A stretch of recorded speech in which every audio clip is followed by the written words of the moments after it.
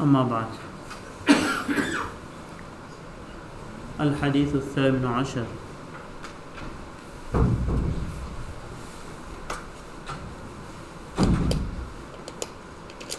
عن جابر رضي الله تعالى عنه قال قال رسول الله صلى الله عليه وسلم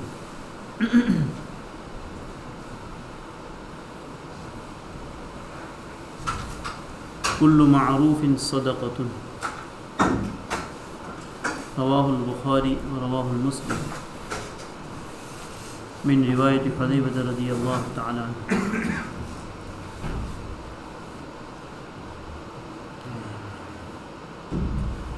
باب کثرت طرق الخیر کی یہ 18ویں حدیث ہے، حدیث نمبر 18. حضرت جابر رضی اللہ تعالیٰ عنہ فرماتے ہیں کہ رسول کریم صلی اللہ علیہ وسلم نے فرمایا کل معروف صدقۃ، ہر معروف، ہر اچھا کام یہ صدقہ ہے. ہر اچھا کام یہ صدقہ ہے. حدیث میں لفظ معروف استعمال کیا گیا.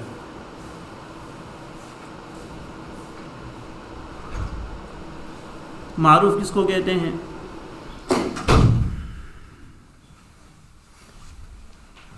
امام راغب اصفہانی رحمۃ اللہ علیہ نے معروف کی تعریف میں یہ بات لکھی ہے کہ معروف وہ کام جس کو شرعاً و عقلاً اچھا سمجھا جائے. معروف وہ کام کہا جاتا ہے جو شرعاً بھی اور عقلاً بھی اچھا ہو، اس کو معروف اور اچھا کام کہا جائے. شریعت نے جن کاموں کو اچھا کہا ہے، شریعت میں جن کاموں کو اچھا سمجھا جاتا ہے، جس کا تعلق عبادت کے ساتھ ہے، وہ بھی معروف ہے، اس کے اوپر بھی صدقہ ملے گا. جیسے کہ حدیث پاک میں فرمایا گیا کل تسبیحۃ صدقہ وکل تحلیلۃ صدقہ وکل تحمیدۃ صدقہ. الحمدللہ بھی صدقہ ہے، لا الہ الا اللہ بھی صدقہ ہے، اللہ اکبر بھی صدقہ ہے، سبحان اللہ بھی صدقہ ہے. تو یہ سارے کام بھی اچھے ہیں، اس کو بھی صدقہ کہا جائے گا. تو وہ کام جن کو شرعاً اور عقلاً اچھا سمجھا جاتا ہے، جس کا یا تو تعلق عبادت کے ساتھ ہو، تو انسان تسبیح پڑھے گا، ثواب تو ملنے ہی والا ہے، لیکن اس پر صدقے کا ثواب بھی ملے گا.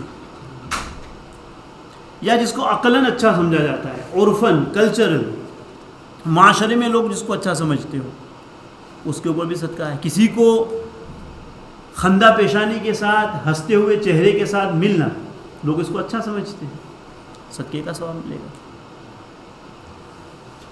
کسی کو مال کی ضرورت ہے، اس کا مالی تعاون کیا، صدقے کا ثواب ملے گا، کیونکہ لوگ عقلاً بھی یہ چیز اچھی سمجھی جاتی ہے. کسی کو فزیکل ہیلپ کی ضرورت ہے، آپ کھڑے ہو گئے اس کے ہیلپ کے لیے، اس کے اوپر بھی صدقے کا ثواب ہے.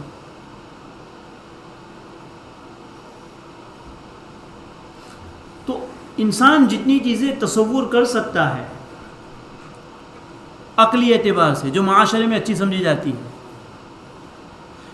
کسی کو عزت دینا، کسی کو عزت دینا، یہ عقلی اعتبار سے اچھی سمجھی جاتی ہے یہ چیز.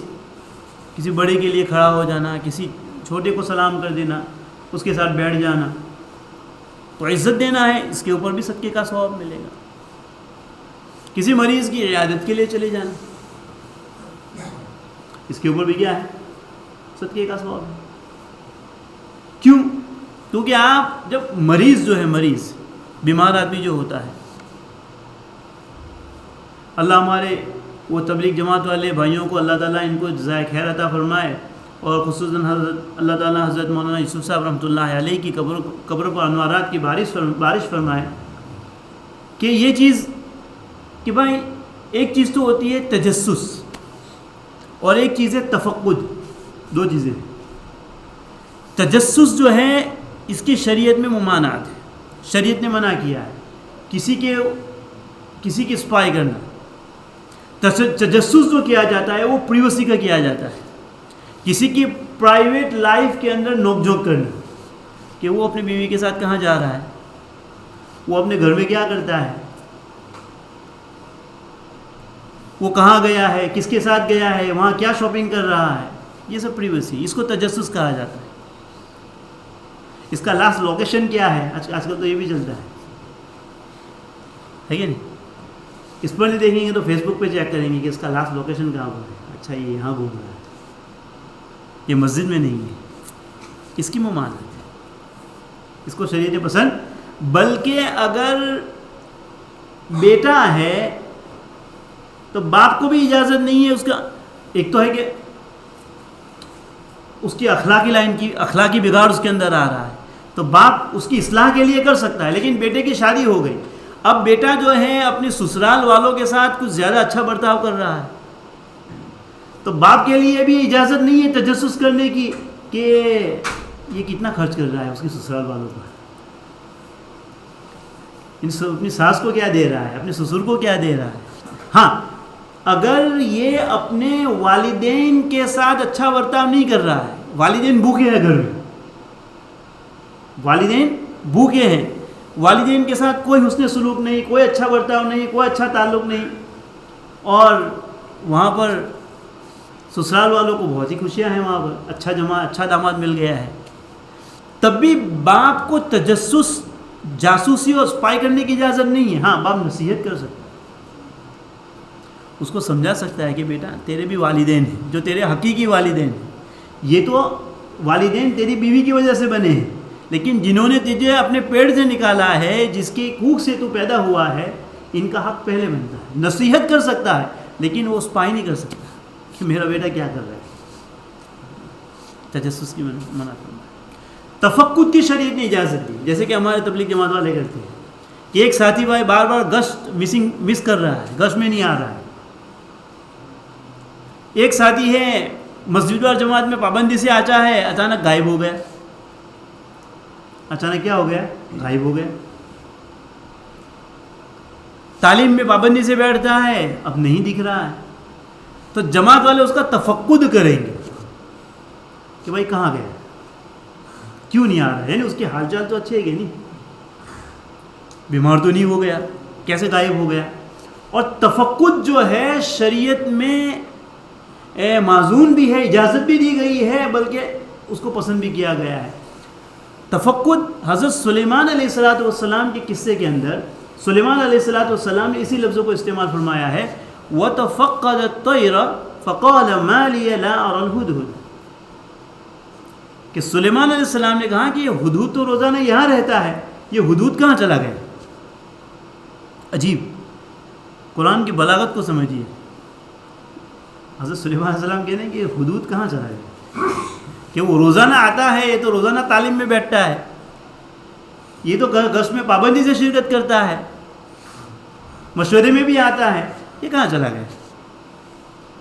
اور پھر عجیب قرآن نے ہم کو تعلیم دی, عجیب اسلوب اور عجیب طریقہ سکھایا.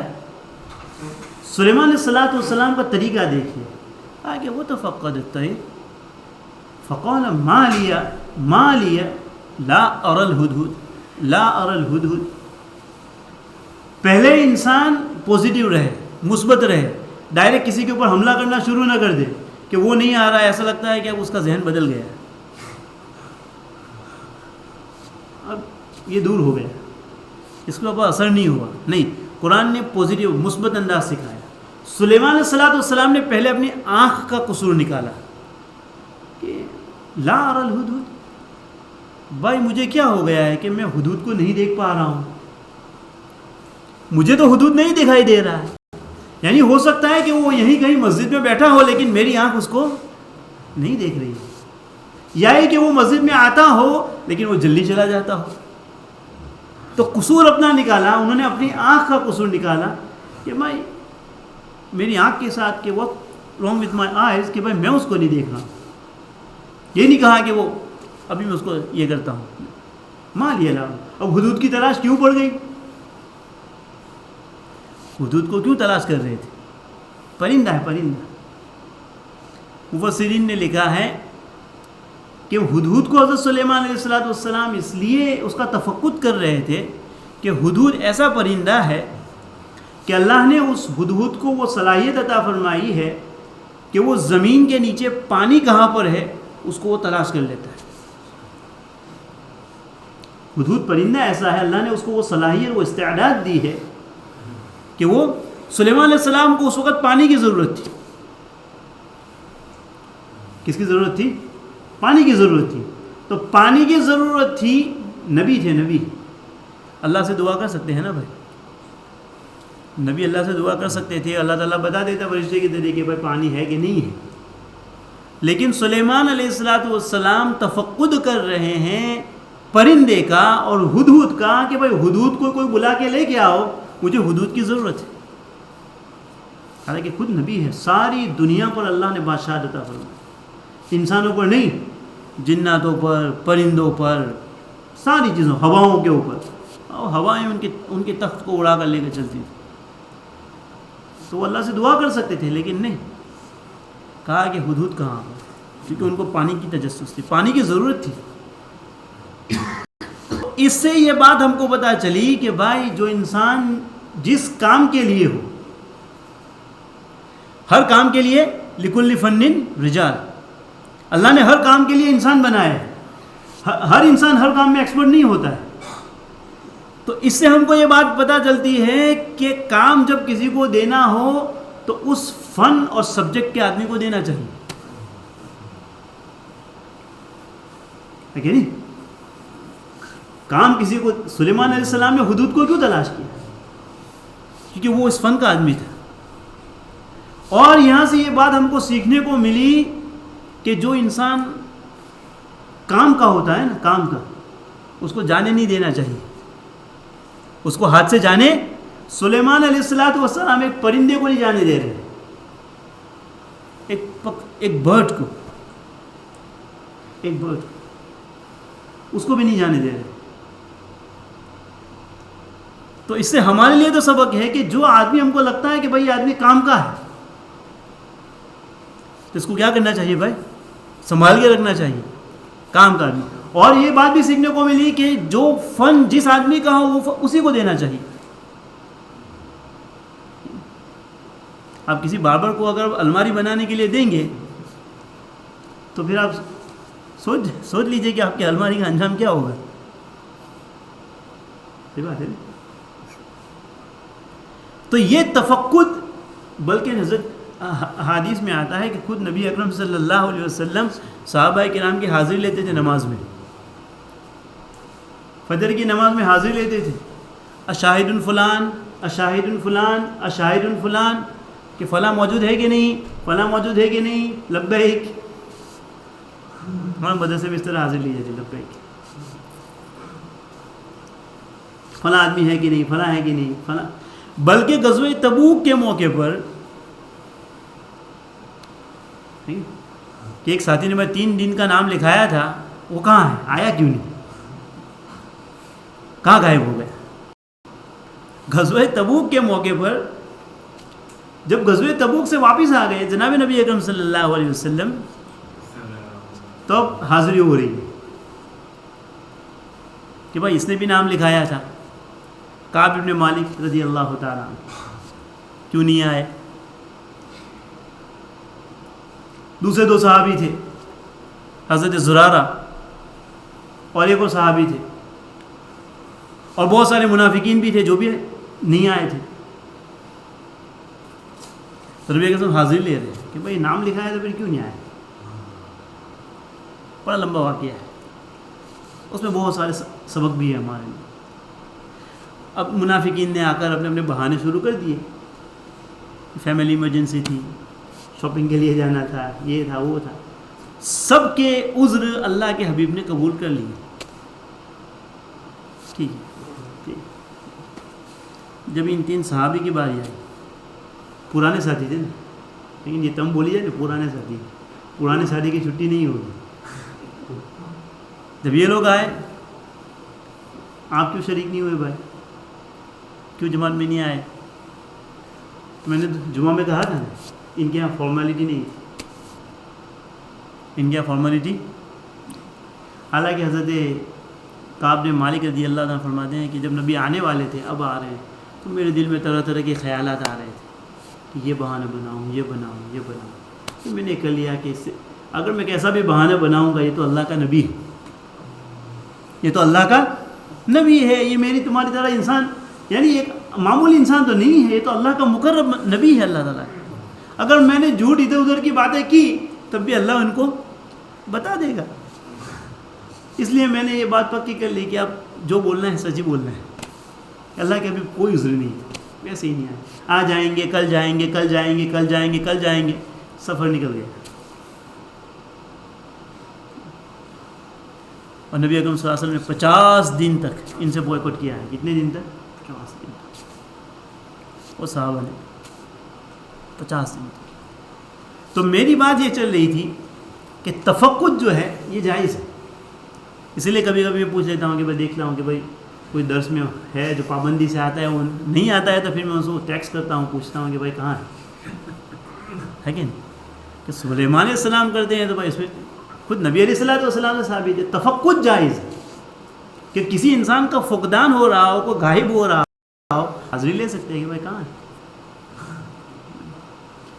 تو یہ الحمدللہ جماعت کے ساتھی ایسا کرتے ہیں ماشاءاللہ کہ کوئی ساتھی غائب ہو گیا تو بھائی کہاں ہے، تو بیمار ہے. اچھا بیمار ہے، چلو بیمار کو دیکھنے کے لیے چلو.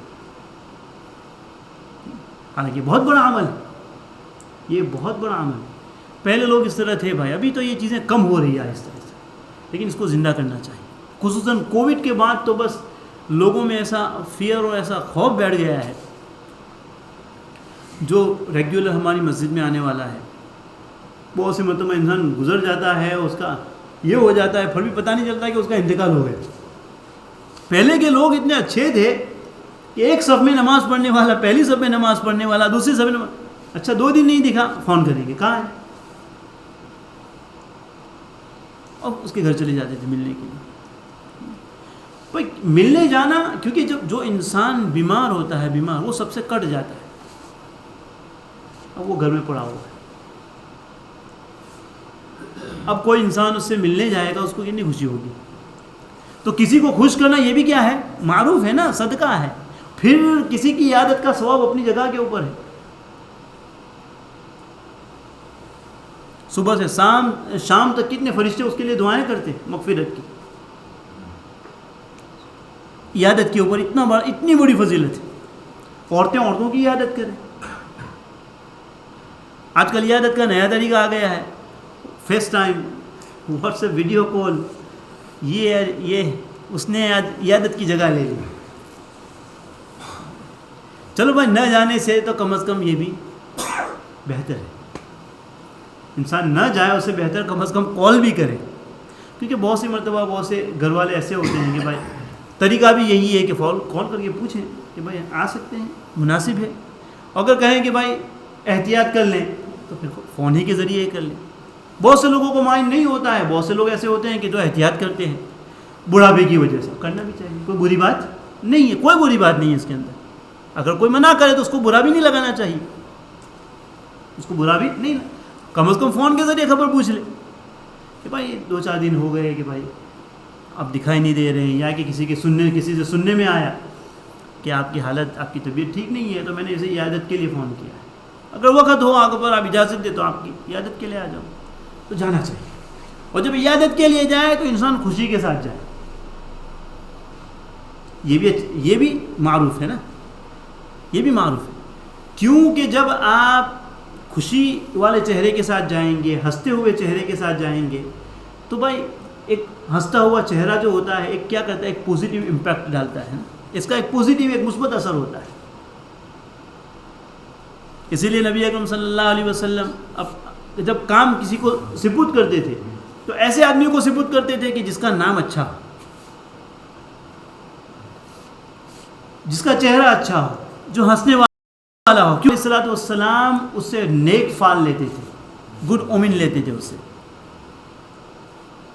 بیڈ اومن کی تو اجازت نہیں ہے، بدشگونی کی اجازت نہیں ہے، نیک فال تو آپ لے سکتے ہیں. صلح حدیبیہ کے وقت جب ٹریٹی ہو رہی تھی مسلمانوں کے درمیان تو ساری جو کنڈیشنز آ رہی تھی ایگریمنٹ نہیں ہو رہا تھا، کیونکہ وہ جو ساری کنڈیشنز لا رہے تھے مشرکین وہ سب مسلمانوں کے خلاف، وہ سب مسلمانوں کے خلاف۔ ایک جا رہا ہے ان کی طرف سے بات کرنے کے لیے، ان کا ایک ایلچی آ رہا ہے، ریپریزنٹیٹیو آ رہا ہے، بات ہو رہی ہے لیکن بات نہیں بن پا رہی۔ تو اس وقت سہل آئے، حضرت سہل۔ جب وہ سہل کے معنی ہوتا ہے آسانی، ایز۔ نبی اکرم صلی اللہ علیہ وسلم نے ان کو آتے ہوئے دیکھا تو کہا کہ اب معاملہ آسان ہو جائے گا۔ سہل کا نام، سہل کو آتے ہوئے دیکھا تو نبی اکرم صلی اللہ علیہ وسلم نے اس سے گڈ اومن لیا، نیک فال لیا کہ سہل آ رہے ہیں، اس کا مطلب آسانی لے کے آ رہے ہیں، اب آسانی ہو گئی۔ نبی کی بھی عادت تھی، تو جائیں تو خوشی کے چہرے کے ساتھ جائیں۔ اور علماء نے لکھا ہے، شاعری نے اسی حدیث کے ماتحت لکھا ہے کہ اس طریقے سے جائیں کہ جاتے ہی اس کو بولنے سے پہلے سلام کرنے کے بعد فرمائیں کہ بھائی انت فی عافیہ، ایسا لگ رہا ہے کہ اب بہت عافیت میں، اس کو جا کر ایسا نہ کہے کتنا وزن لوز کر دیا آپ نے، آپ کے تو گال بھی بیٹھ گئے ہیں، منہ بھی آپ کے آنکھیں بھی اندر چلی گئی ہے، تو نہیں، اس کو کہے کہ محدثین نے لکھا ہے جا کر اگرچہ معاملہ اس کے خلاف ہو، اس کو اسی طرح کہے بھائی آپ تو بہت عافیت میں لگ رہے ہیں، اگرچہ وہ آپ کو لگ رہا ہے کہ اس کی حالت ٹھیک نہیں ہے پھر بھی اس کو اسی طرح کہے کہ آپ تو عافیت میں لگ رہے ہیں، آپ کی طبیعت تو بہت اچھی لگ رہی ہے۔ اور کہتے ہیں کہ کسی کے دل، اس کے ذریعے سے اس کا دل خوش ہوگا۔ ٹھیک ہے، شفا اور کیور کے بہت سارے سبب ہیں، اس کے بہت سارے اسباب ہیں، اس میں سے ایک سبب یہ ہے کہ انسان کا دل خوش ہو، انسان کا دل کیا ہو؟ خوش ہو۔ یہ کہنے سے اس کے دل میں خوشی جائے گی تو ہو سکتا ہے کہ تھوڑی دیر کے لیے اس کی جو بیماری ہے وہ کیا ہو جائے؟ ہلکی ہو جائے۔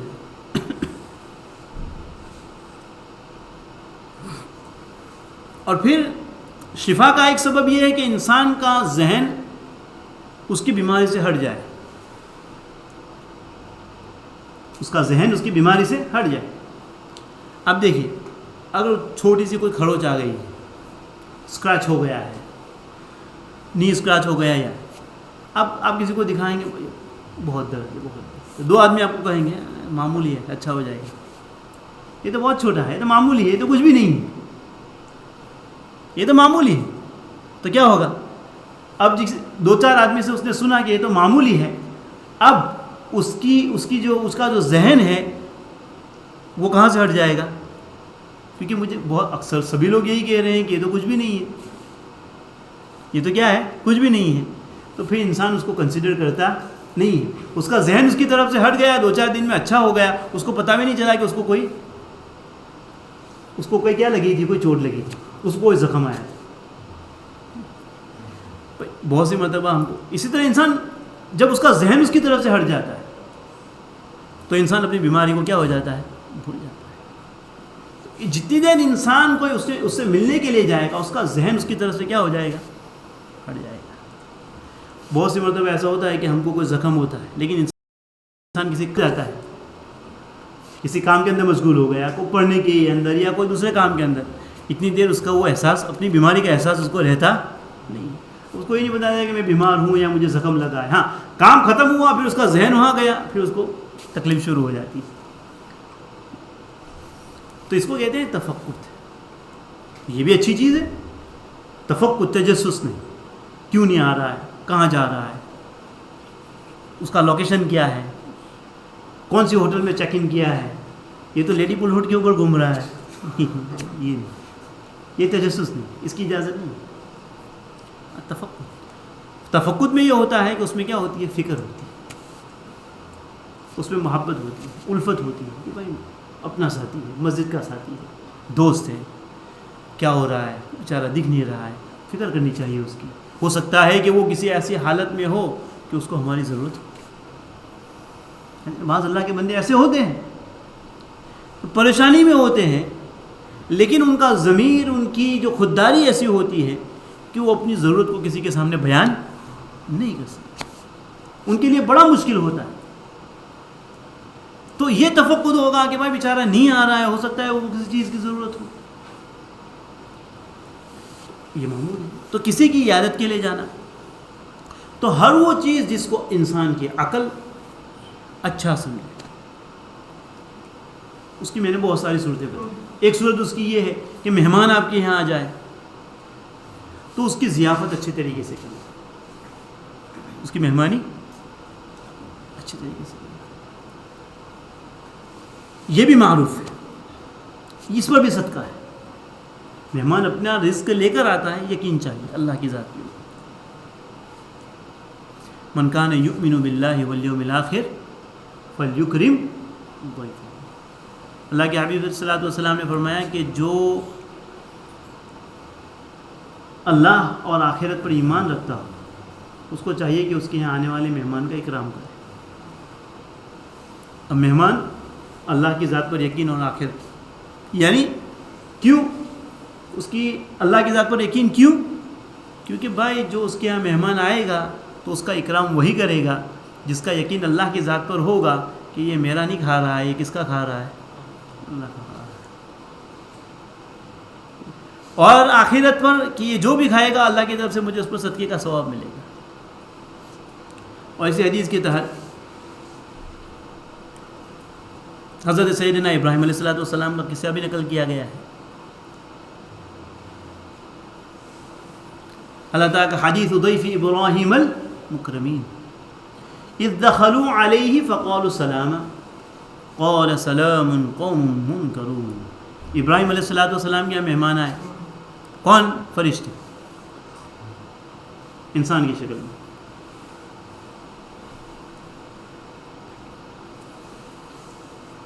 اذ دخلوا علیہ فقالوا سلام قال سلام قوم منکرون. محدثین نے مفسرین نے لکھا ہے کہ انہوں نے بھی سلام کہا، انہوں نے آ کر سلام کیا. ابراہیم علیہ السلام نے ان کے جواب میں سلام کہا، لیکن فرمایا ابراہیم علیہ السلام کا سلام جو ہے وہ افضل ہے انبیاء سے، کیونکہ انبیاء کا جو سلام ہے انسلم سلامن، یہ جملہ فعلیہ ہے، علمی بات ہے لیکن اسے بتا دیتا ہوں. اور جو حضرت ابراہیم علیہ السلام نے جو سلام کہا ہے وہ جملہ اسمیہ ہے. جملہ اسمیہ کے اندر استمرار اور دوام ہوتا ہے کہ یعنی آپ پر ہمیشہ سلامتی. تو بھائی مہمان آئے تو ان کا استقبال اچھی طریقے سے کریں. وہ سلام کرے تو آپ کے سلام کا جواب ایسا ہونا چاہیے کہ واقعتاً آپ ویلکم کر رہے ہیں. ایسا نہ ہو کہ آپ کے وہ سلام کا جواب دیکھ کر ہی اس کا موڈ آف ہو جائے کہ یار یہ تو رانگ جگہ آ گئے. والسلام علیکم ورحمۃ اللہ وبرکاتہ کر رہا ہے آپ نے، تو وہ تو وہیں سے اس کی تو کیا ہو جائے گی، وہ تو اس کا تو وہیں سے یہ ہو جائے گا نا بیچارہ کہ بھائی یار. تو اس سے ہم کو سبق یہ ملتا ہے کہ سلام ہی ایسا ہونا چاہیے، اس کا استقبال ایسا ہونا چاہیے کہ اہلاً و سہلاً، اہلاً و سہلاً، یعنی اہلاً و سہلاً آؤ. بالکل یہ آپ اپنا گھر سے، آپ کوئی فارمالٹی اور تکلف کرنے کی ضرورت نہیں ہے، آپ کا کریں. وعلیکم السلام ورحمۃ اللہ. ابراہیم علیہ السلام نے اس طرح سلام کیا. اب کہا کہ فراغ الی اہلہ فجاء بعجل سمین. مفسرین لکھتے ہیں کہ فراغ کا معنی ہوتا ہے چپکے سے جلدی نکل جانا، چپکے سے جلدی نکل جانا. اب مہمان آ گئے تو ایک طریقہ تو یہ ہے کہ بولو کیا لیں گے، کیا لیں گے. اب وہ بیچارہ سوچ میں پڑے گا. اور ایک طریقہ ہے کہ آپ نے پوچھا نہیں کہ اگر میں پوچھوں گا تو یہ منع کریں گے. ایک طریقہ تو یہ ہے کہ آ کر بیٹھ جاؤ، اچھا میں کچھ لے کے آتا ہوں. نہیں بیٹھ جائیں.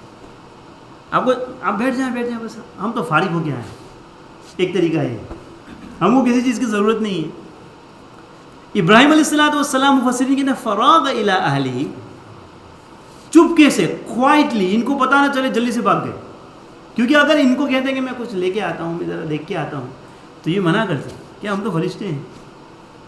لیکن ابراہیم علیہ السلام کی شان ہے کہ ابراہیم علیہ السلام کو تو پتہ نہیں کہ یہ فرشتے. ان کا تو اخلاقی فریضہ ہے کہ وہ اپنی طرف سے کیا کرے، اچھی مہمانی کرے، ان کا اچھا ویلکم کرے. تو کہا کہ فراغ، چپکے سے چلے گئے.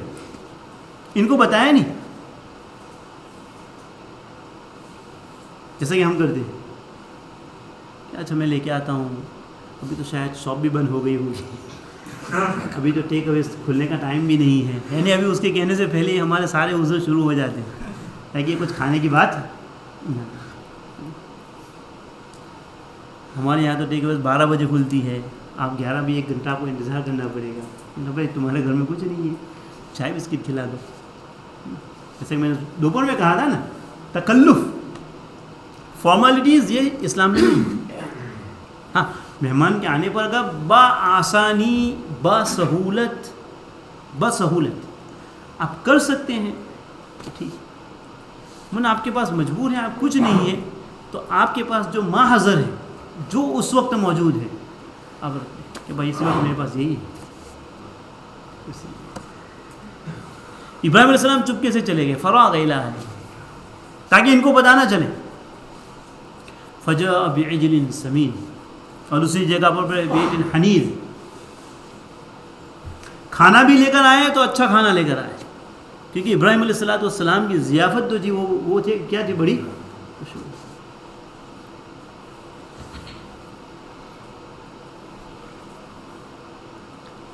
مفسرین کہتے ہیں بعجل سمین, بچھڑا جس کو ہم جو چھوٹی جو گائے ہوتی ہے, گائے کا جو بچہ, تو اس کا گوشت جو ہوتا ہے, علماء کی تو کیا بات کہوں کہ بھائی مفسرین نے بھی لکھا ہے اور جن کو تجربہ ہے ان کو بھی پتہ ہے کہ اس کا جو گوشت جو ہوتا ہے وہ کیا ہوتا ہے, بڑا ہی ملائم ہوتا ہے, اور بہت ہی سافٹ ہوتا ہے, لذیذ ہوتا ہے, گلنے میں بہت آسان ہوتا ہے. تو بچھڑے کا گوشت لے کے آئے اور فرمایا کہ پھر کیسا, ایک تو ہے کہ بھائی نارمل بچھڑا ہو, لیکن حنیذ کے معنی ہوتے ہیں روسٹ. ایک تو پکایا گیا ہے, اس کے اندر تیل ڈالا گیا ہے, مسالے ڈالے گئے ہیں, تو بھائی کون سا گوشت اچھا لگتا ہے, پکایا ہوا یا روسٹڈ؟ روسٹ اچھا لگتا ہے نا, اس میں تو بھائی ایسیڈیٹی بھی ہو جاتی ہے نا. انسان ایک شادی میں کھائے گا تو پھر 2 دن کہے گا کہ ابھی تو چھاتی پر جلن ہو رہی ہے. اور روسٹڈ گوشت میں ایسی کوئی مسئلہ, کیونکہ اس میں اصل گوشت کا جو ذائقہ ہے, وہ ٹیسٹ جو ہے وہ باقی رہتا ہے. یہاں تو مسالے اتنے اس کے اندر بھرے ہوئے ہوتے ہیں کہ گوشت کا جو ذائقہ ہوتا ہے وہ کیا ہو جاتا ہے, ختم ہو جاتا ہے. ہماری تو چائے بھی ایسے بنتی ہے, جب ہم چائے میں اتنے مسالے ڈالتے ہیں کہ اب اس میں صرف تیل ڈالنا باقی ہے, وہ ترکاری بن جائے. اگر اس میں 2-4 گوشت کی بوٹی اور تیل ڈال دے تو وہ چائے بھی ہماری کیا بن جائیں گی, وہ ترکاری بن جائے گی, کری بن جائے گی. ہماری تو چائے بھی ایسی ہوتی ہے. یہ لوگ کیسی چائے پیتے ہیں, بالکل پتلی سی چائے, وہ 10 پئیں گے, اور ہماری اگر 1 پی لیں گے تو وہ دوسرے دن صبح تک چائے نہیں مانگیں گے, بھائی یہ پکی چائے. تو بعجل حنیذ, بعجل سمین, اور ایسا دبلا پتلا نہیں کہ مہمان آ گئے ہیں تو چلو وہ 5 دن 2 ہفتے پہلے, مہینے پہلے کسی نے وہ مٹھائی دی تھی, گھر میں کوئی نہیں کھا رہا ہے تو اس کو کھلا ویسے بھی پڑی ہوئی کھا کے جائے گا. نہیں, وہ بہترین گوشت لے کے آئے, اور وہ بنا ہوا گوشت, روسٹ گوشت لے کے آئے. فقربہ الیہ, اور لانے کے بعد ایسا نہیں کہ بھائی وہ ابھی اوون میں رکھا ہے, کہانی کہ بھائی ہو رہا ہے کیا ہے, لے کر آ گئے. اور لانے کے بعد فقربہ الیہ, قرآن کہتا ہے فقربہ الیہ, یہ مہمانی کا طریقہ سکھا رہے ہیں ابراہیم علیہ السلام, کہ لا کر ان کے قریب رکھ دیا. بالکل ایسا نہیں کہا کہ چلو ہاتھ دھو لو, ابھی کچن میں جانا ہے, نہیں, وہاں سے لے کر, تاکہ مہمان بالکل یہاں آ کر, کیونکہ بہت سے مرتبہ ایسا ہوتا ہے کہ بھائی آپ کو وہاں جانا ہے, یہاں جانا ہے, وہاں بیٹھنا ہے, تو تھوڑا سا انکمفرٹیبل فیل ہوتا ہے, تو یہیں لا کے رکھ دیا کہ یہیں آپ کھا لو. فقربہ, کالا. اب جب دیکھا گوشت لا کے رکھا ہے, اللہ تاکلون, تو دیکھا تو یہ تو کھا نہیں رہے, یہ تو کھا نہیں رہے. تو عربوں کے یہاں یہ کلچر تھا کہ جب کوئی مہمان آتا تھا اور وہ کسی کے سامنے کھانا پیش کرتے تھے، وہ جب نہیں کھاتے تھے تو وہ جسٹ ابٹ افریڈ، اینڈ ان کو تھوڑا سا فیئر ہوتا تھا کہ بھائی اس کی کوئی نیت صحیح نہیں لگ رہی، کوئی بیڈ نیوز لے کے آیا ہے، کیا ہے. تو ابراہیم علیہ السلام کو تھوڑی سی فکر ہونے لگی، یہ لوگ کھانا کیوں نہیں کھا رہے، کھانا کیوں نہیں کھا رہے. جیسے کہ ہمارے مہمان آتے ہیں تو بھائی ہم تو بالکل فل ہو کے آئے ہیں، تو تھوڑا چک تو لو، تھوڑا فقر ربو لے اللہ تعالیٰ میں کھاتے کیوں نہیں ہو آپ لوگ، تھوڑا سا کھا لو.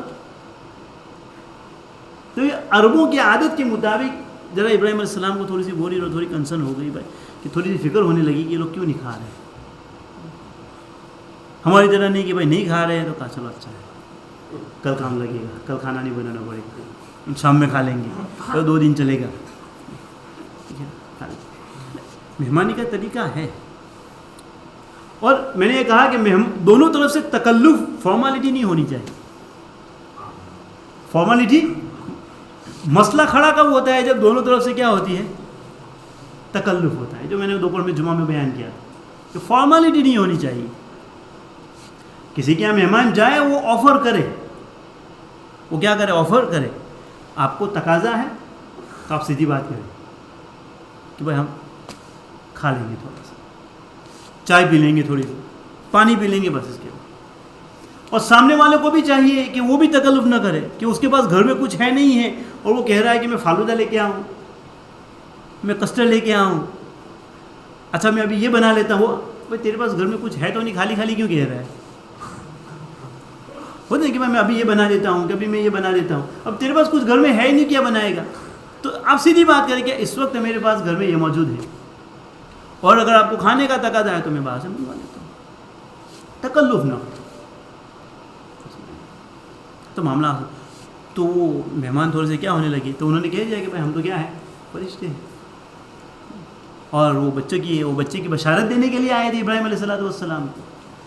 چونکہ وہ تو آگے دوسری بات ہے، لیکن مجھے جو مقصد جو بیان کرنا ہے کہ کل معروف ہے. تو دیکھیے ابراہیم علیہ السلام نے کتنا اچھا راستہ، کتنا اچھا طریقہ اختیار کیا مہمان کی ضیافت کا، ان کی ہاسپٹیلٹی کا.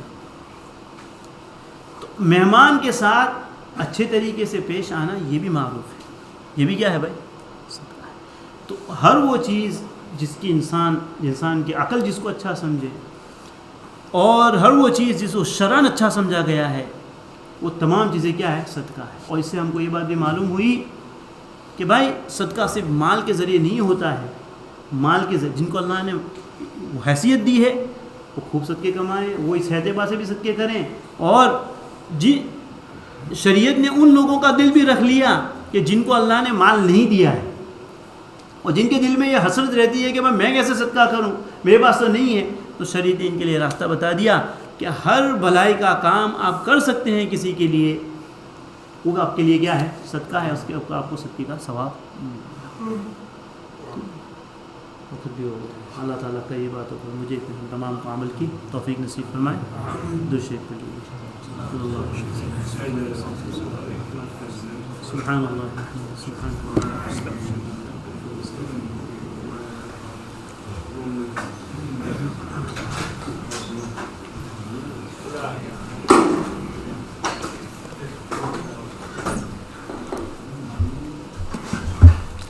جزاک اللہ.